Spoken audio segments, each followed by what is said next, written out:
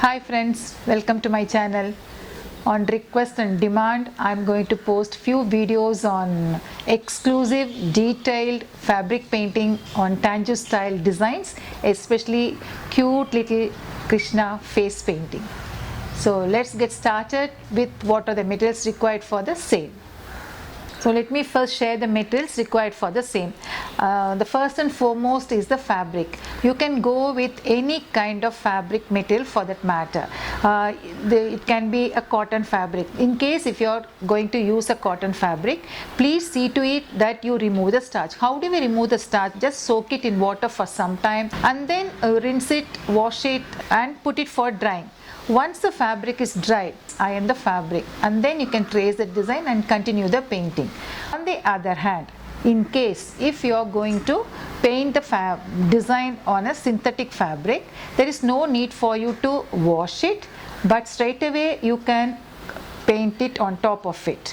This is a pure silk fabric. In this, the color is little darker, but you can straight away color the design, do the painting on the fabric too. So these are some of the kinds of fabric on which you can really do the painting. After selecting the fabric, we need the colors. So these are Fevicryl fabric colors, the ones with the blue caps. So these paints do not need any ironing after painting. So just leave it to the room temperature for 7 days and then you can wash the fabric after painting on it. Since I'm going to do a Krishna face on the fabric, I'm going to go with these colors, say for example yellow, blue, then light blue as well as dark blue, then we have Indian red, crimson, pink, orange, green and sap green also. Apart from these colors, when we talk about any Tanju style of painting, gold is a must. So to get the enhance the work, so for that we need pearl metallic gold paint, once again from Fevicryl. Brushes of course are the next required material. We need flat brushes as well as round brushes. Once again, depending upon the size of the pattern, we might go with the bigger flat number or the smaller number. So accordingly we have to select the brushes, it's flat and round brushes. The next item would be the liners, cone liners.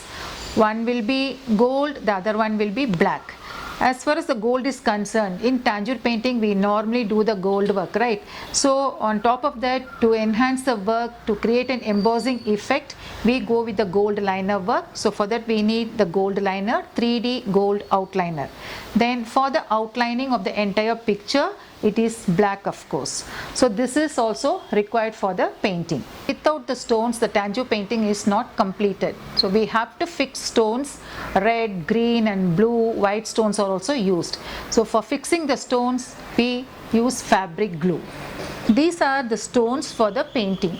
So we have different colors, different shapes and sizes also. So once again, according to the design, we can go choose the shape of the stones and the size of the stones.